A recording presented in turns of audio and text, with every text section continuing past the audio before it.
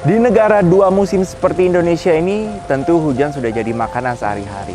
Tingginya intensitas hujan yang terjadi pada Rabu malam kemarin menyebabkan sejumlah titik di kota Jakarta terendam banjir. Kalau sudah masuk yang namanya musim hujan, bahkan bencana seperti banjir pun sudah harus dapat kita antisipasi. Lalu, apakah mobil listrik murni seperti Ioniq Electric ini aman dipakai di sini? Kalau sampai terpaksa harus melewati genangan banjir, bagaimana?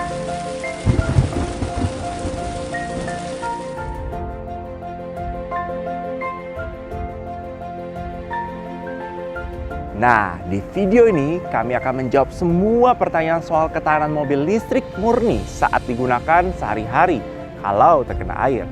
Spoiler, tenang, aman kok. Ini pertanyaan yang paling sering ditanya kalau berbicara soal mobil listrik. Bisa kena hujan nggak sih?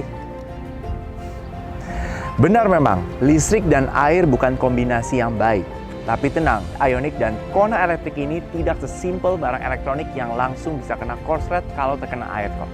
Setiap komponennya, terutama yang berhubungan dengan tegangan tinggi seperti baterai besarnya yang menjadi sumber tenaga, sudah dirancang sedemikian rupa supaya terlindungi dari segala jenis cairan. Gak percaya? Oke, kami jelaskan ya. Semua komponen di mobil listrik Ioniq dan Kona Electric ini terlindungi dari penetrasi kelembapan, dan setiap baterai lithium ion polimernya memiliki 4 langkah untuk memastikan keamanannya. Pertama, dengan desain yang disebut rigid battery cell architecture, artinya baterai Ioniq dan Kona Electric ini menggunakan pemisah yang dilapisi bahan seramik yang sangat kuat dan tentunya sangat baik untuk menghilangkan panas. Jadi, selain terisolasi dengan sempurna dari air, baterai ini juga sangat aman dari faktor panas yang berlebihan. Kedua, dengan sistem yang disebut Vehicle Cooperative Control, artinya terdapat fitur-fitur yang terintegrasi ke sistem yang bertegangan tinggi seperti motor listrik dan beberapa komponen listrik lainnya yang dapat memutuskan hubungan segera jika ada kerusakan, agar tidak mempengaruhi baterainya.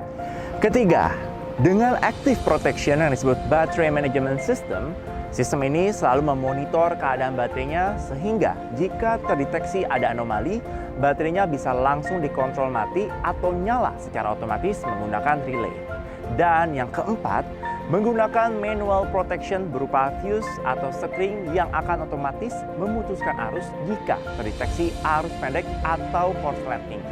Jadi tenang, mau itu hujan gerimis, hujan deras, badai, atau hal sesimpel mencuci mobilnya sama sekali tidak akan mempengaruhi komponen kelistrikannya di mobil listrik ini. Aman kan?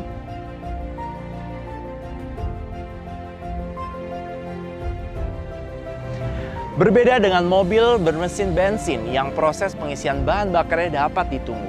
Pengecasan bahan baterai mobil listrik murni seperti Ioniq dan Kona Electric ini biasanya harus ditinggal karena waktu yang cukup lama. Lalu seandainya sedang proses charging dan tiba-tiba hujan, apakah aman? Tenang, bentuk plug dari ujung charger ini dan plug yang ada di cup charging mobilnya sama-sama didesain sedemikian rupa supaya listrik baru dapat mengalir jika tidak terdeteksi ada air di antara charger dan plug mobilnya. Sehingga seandainya sedang hujan sangat deras, lalu kondisi charger dan plug di mobilnya sama-sama basah kuyup, begitu kita colok justru listriknya tidak akan mengalir, sehingga tidak ada resiko untuk tersetrum. Begitu juga jika sedang dicas dan tiba-tiba hujan, proses charging masih akan berjalan terus dengan aman karena desain charger yang mengisolasikan air tadi, kecuali jika sampai terendam hujan yang sangat deras terlalu lama sehingga akhirnya terdeteksi kelembapan. Maka, itu pun proses chargingnya akan dihentikan dengan sendirinya untuk mencegah resiko konsleting. Aman kan?